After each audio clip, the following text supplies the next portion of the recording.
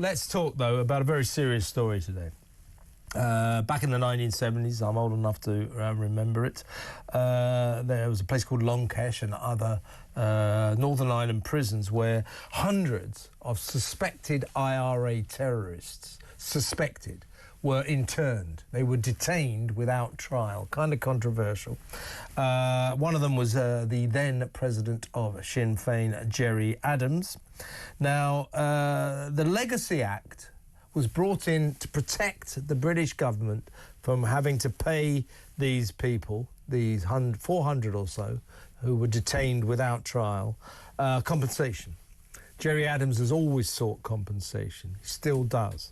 Now, if these amendments to the Legacy Act come into act, then we're going to have to pay them a lot of money, including Gerry Adams, although bizarrely today the Prime Minister said he'd do his level best to make sure Gerry didn't get any money. Well, if they pay the others, they'll have to pay Gerry. So to discuss this strange turn of events, I think, a warm welcome to from the Policy Exchange think tank, which today released a report revealing this development. He's head of judicial power there, the Judicial Power Project at the Policy Exchange, Richard Eakins. Welcome, Richard. And also to defence analyst Colonel Simon Diggins, who I know is spitting tacks about this.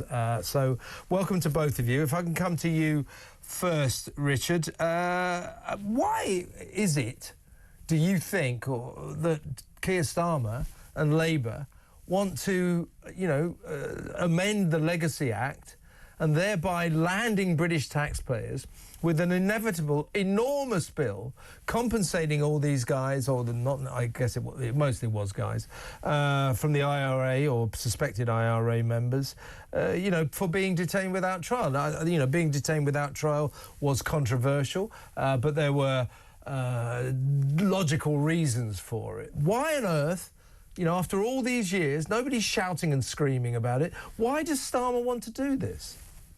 Well, the way to explain it, I think, is to see it's not that anyone who was detained without trial is to be compensated. It's the argument is that Gerry Adams and at least 400 others, but maybe more, were not detained lawfully in the early 1970s. Now, I think that's clearly wrong, but it is what the Supreme Court held in 2020. They allowed Gerry Adams' appeal against being convicted for trying to escape from lawful custody. They allowed that appeal almost 50 years later. And that's what set in motion the events we now see before us. Now, in 2023, Parliament quite rightly amended the Northern Ireland Troubles Legacy Bill, as it then was. They amended it to reverse the Supreme Court's judgment, not to reinstate Gerry Adams' conviction, but to stop him and anyone else in the same position bringing a claim for compensation. Right.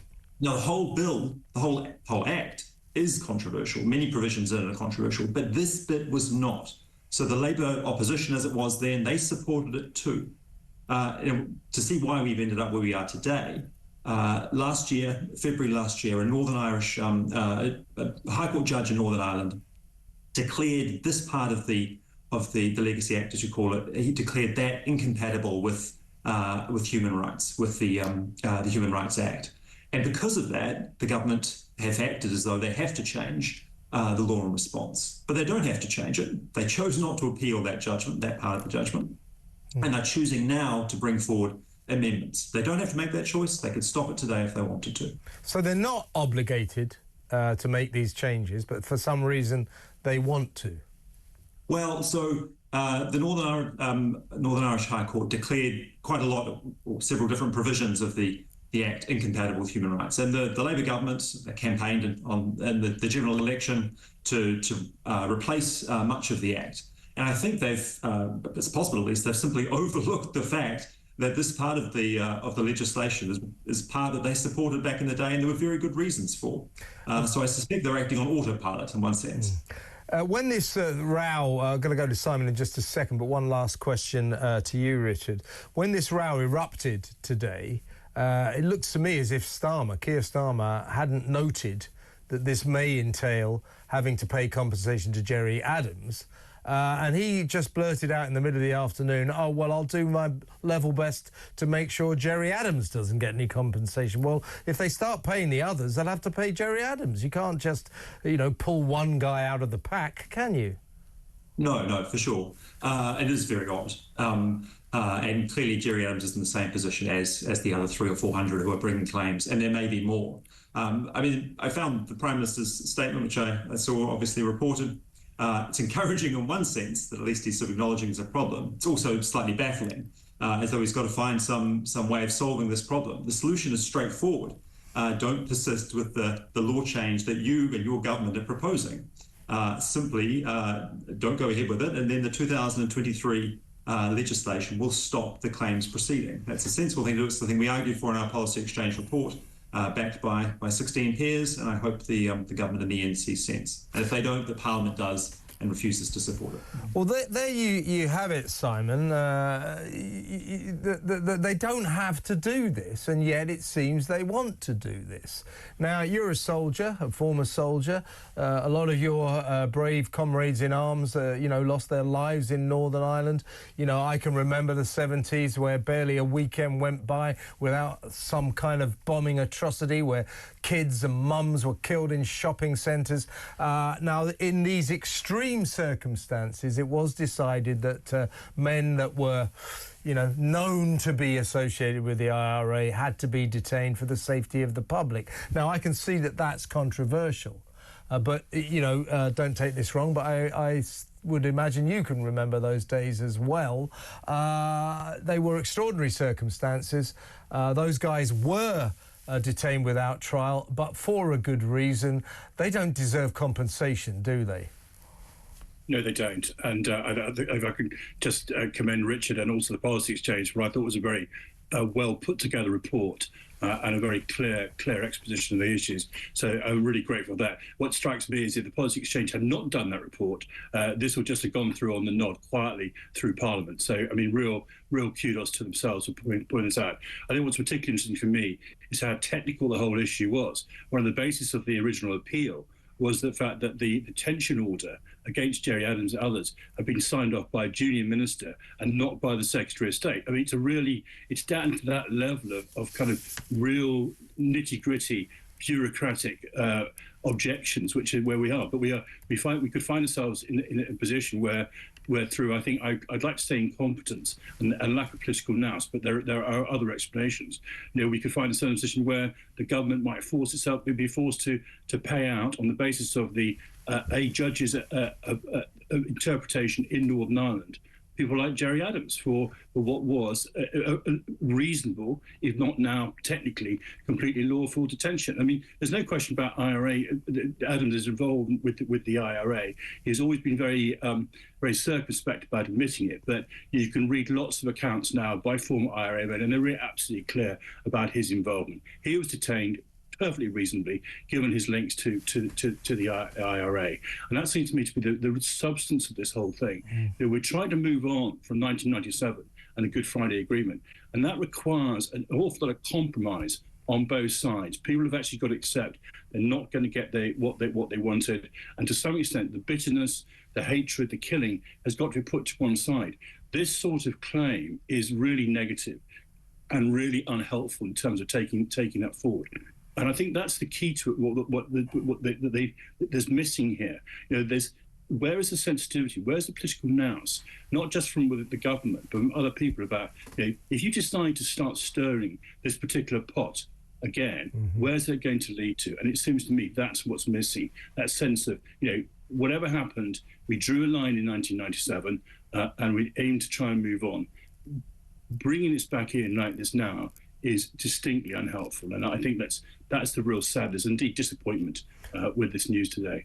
And we're talking about Gerry Adams. In those days, the Sinn Féin party was referred to as the political arm of the IRA. So he had the connections. He denies any connection to terrorism or anything like that. But there's no doubt there was that connection there. Him and 400 or so other men were deemed too dangerous to be at liberty. You know, what about, Simon, you know, the feelings of, you know, your colleagues, you know, the brave soldiers who all lost their lives, and of course the relatives of and the loved ones of all those people, those many people who were blown up and killed during those dark days during the Troubles. I mean, what about the feelings of them? I mean, isn't Keir Starmer taking that on board? No, I mean, I think that's the sadness. I mean, there's this kind of this very legalistic approach, and of course he is a lawyer. You know, and there's also question marks starting to arise over the role of the Attorney General, Lord Hermer, who was Adams's counsel in some of his earlier compensation claims. So there was a question mark about some conflict of interest there, which I think needs to be properly addressed as well. But the bigger issue, you say, all those people lost their lives, and I think the sense from, you know, I can only speak for myself, but, you know, whatever happened during those eras of the Troubles, and I served in Northern Ireland in 1984, 85 and 86. So, and, you know, we lost soldiers, and I was aware of other soldiers being killed and all the other horrors that took place at the time. We all sort of felt that if all that sacrifice could put to one side, if a sustained peace could take place. And I think what I find, as I said, one thing I find so distressing about this is not just the incompetence of the government and their sort of lack of understanding, but where's that sense of the bigger picture? Where's the sense of, you know, we're trying still, you know, the Troubles haven't finished, you know, we're moved into a political dimension, but how do we get to a place now where we can accept, if you like, the ugly parts, because it is a really ugly past, and there are aspects of the British Army's behaviour in Northern Ireland which also need to be called out. And I do not defend, you know, some of the bad things we've done as well. But, you know, let's put that to one side, recognise it for what it was, you know, a horrific civil war with a long history behind it, and move forward. Going back over this now is really, really unhelpful, and I think that sort of lack of sense of there's a big picture here that we're not getting from Starmer and his government is really disappointing to me. Absolutely. Richard, would you Starmer's sympathy for this, as Simon quite rightly says, he's a lawyer, he's a human rights lawyer. This, in the end, is a human rights issue. Do you think that is why he's sympathetic towards these possible changes in the Legacy Act, because it's a human rights issue and that's his playing field? Well, I think it's certainly true. He seems to be very uncomfortable with the idea of disagreeing with a judgment that's about the Human Rights Act. The true oddity, though, is that, I mean, Keir Starmer is an experienced human rights lawyer, so we should be capable of grasping the idea that if you get a bad judgment, you can exercise a right of appeal. So the government's decision not to appeal this any further is really quite bewildering, and I think a bit distressing, really. It's a very ill-considered decision for many of the reasons that Simon has given, and it will have, I think, if it is not stopped, very poor consequences for the future. Is there still an opportunity for the government to stop this, though? There certainly is. There certainly is. The proposed change they've made, I mean, we have drawn attention to it. The Joint Committee on Human Rights is considering it, and then the Houses of Parliament will have an opportunity to debate it as well. And the government can, at this stage, still amend the order so that they won't repeal the provisions of the 2023 Act that do stop these claims going ahead. At least 300 to 400 claims, including claim for compensation by Gerry Adams for wrongful conviction, so-called, but maybe more to come thereafter. So it's certainly possible for the government to stop this of its own volition right now, or for Parliament to resist. And the government, if Keir Starmer meant what he said at the Prime Minister's questions, I think, in this regard, then the course of action is obvious. Yeah, well, his solution was, I know what I'll do. I'll make sure that just Gerry doesn't get any compensation. We'll see how this goes. That sounds fairly ridiculous.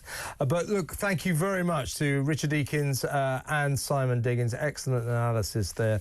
Richard Eakins is head of the Judicial Power Project at the Policy Exchange. And, of course, Colonel Simon Diggins, regular on this show, regular on this channel, is an expert defence analyst and former top soldier. So good stuff there. Let's hope that Keir Starmer sees sense and doesn't open these unnecessary floodgates. It's just not necessary.